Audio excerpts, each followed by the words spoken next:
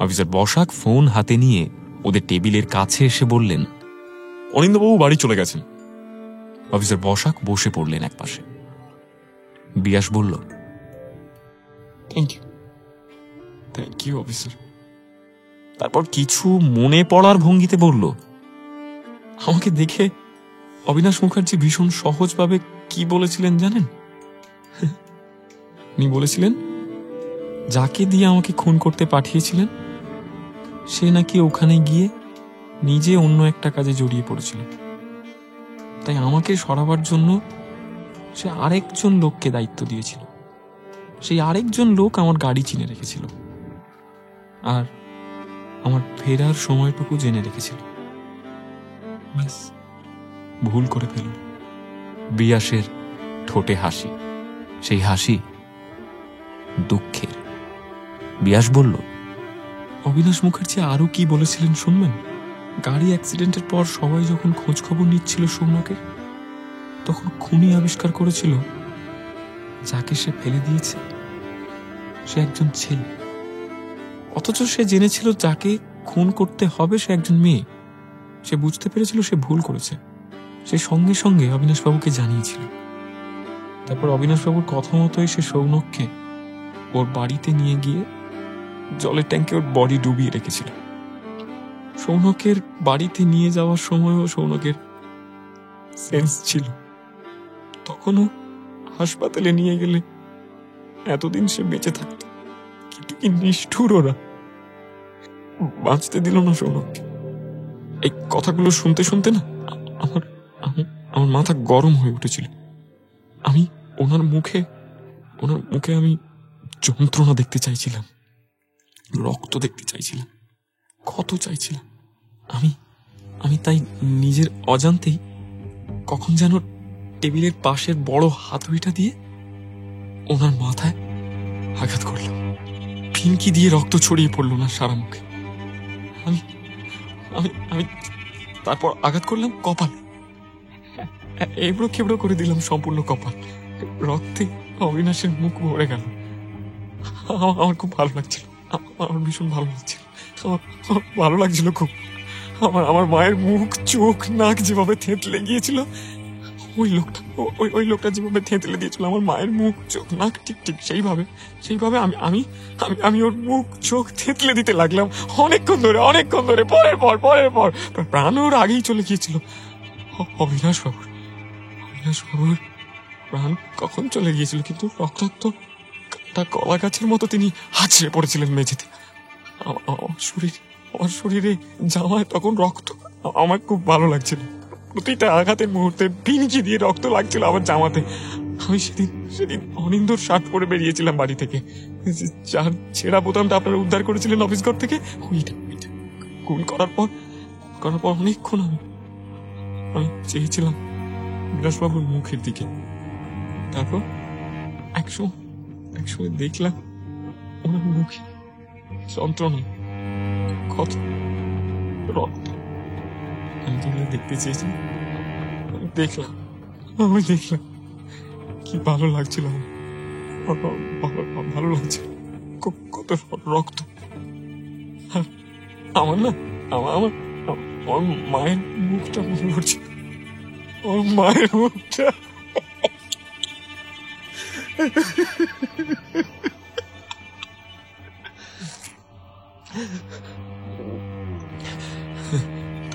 তারপর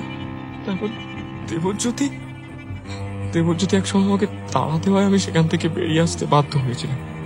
দেবজ্যোতি মেন গেটের বাইরে অপেক্ষা করছিল। আমি যেভাবে এসেছিলাম সেভাবে আর কোনো দিকে না গিয়ে নিঃশব্দে সিঁড়ি দিয়ে নেমে গিয়েছিলাম নিচে। তারপর মেন গেট খুলে বাইরে বেরোতেই দেবজ্যোতি আমাকে দেখে চমকে উঠেছিল।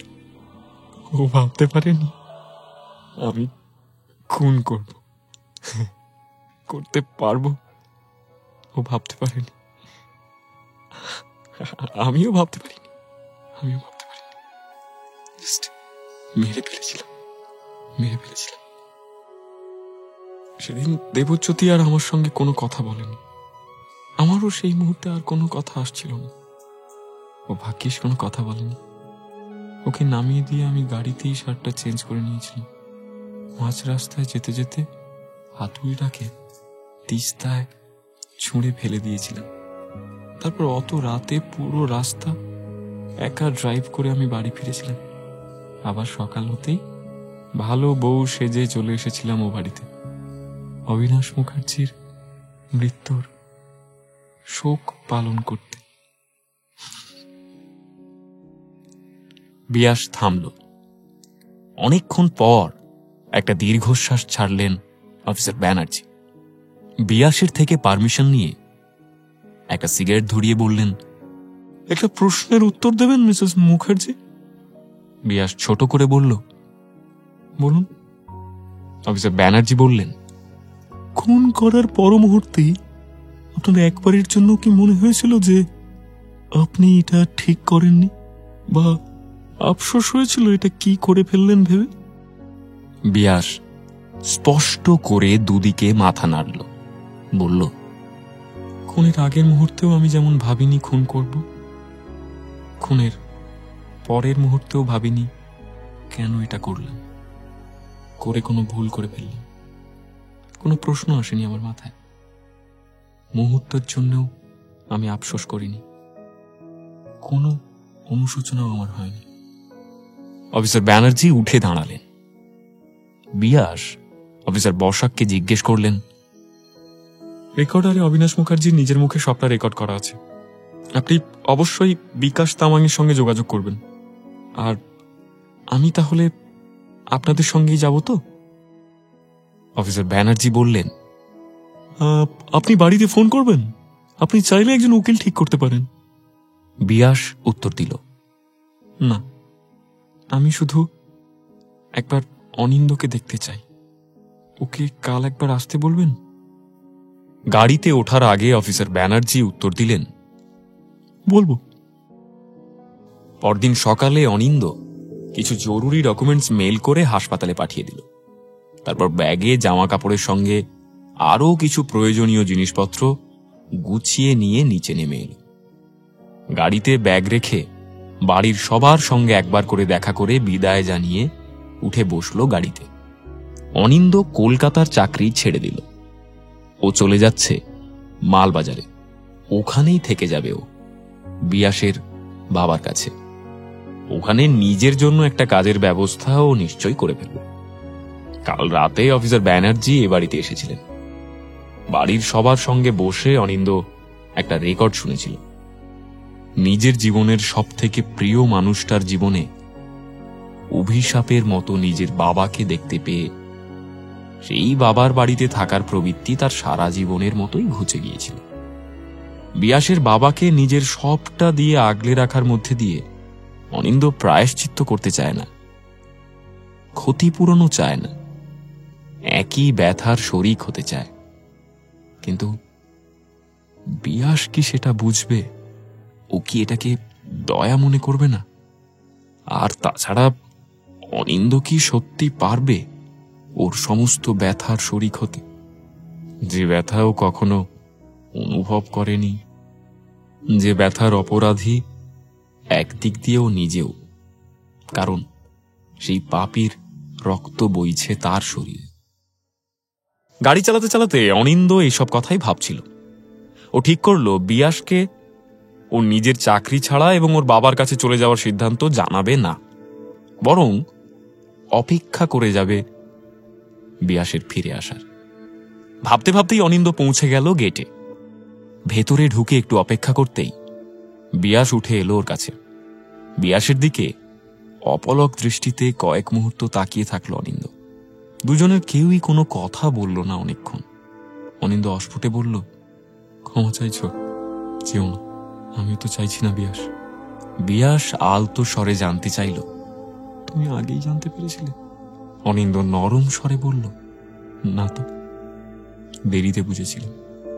আমার ওই আকাশি শার্টটা তো তুমি পরতে ভালোবাসতে, তোমার কাছেই থাকতো। আসার দিন তুমিই সঙ্গে করে এনেছিলে।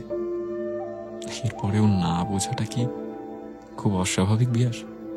কিন্তু বিয়াস, আমি তো সব স্বীকার করে নিয়েছিলাম। তুমি কেন জড়িয়ে পড়লে? তোমার স্বপ্ন তোমার পড়ানো কলেজ। কেন বিয়াস, কেন কেন আমাকে যেতে দিলে না? বিয়াস উত্তর দিল, এটা আমার প্রাপ্য অনিন্দ। যার যা প্রাপ্য তাকে তা মাথা পেতে নিতেই হবে। অনিন্দ আহত স্বরে বলল, এটা এটা তোমার প্রাপ্য বিয়াস, সুন্দর করে বাঁচাটা নয়। বিয়াস উত্তর দিল, জীবনে প্রথম একটা কাজ যা ভেবে করিনি, আর প্রথম একটা কাজ করেছি যার উল্টো দিকটা কেমন হতো সেটা ভাবতে আমার ইচ্ছে করে না। জীবনে প্রথম একটা সিদ্ধান্ত নিয়েছি যার জন্য সারা জীবন আমার কোনো আফসোস হবে না।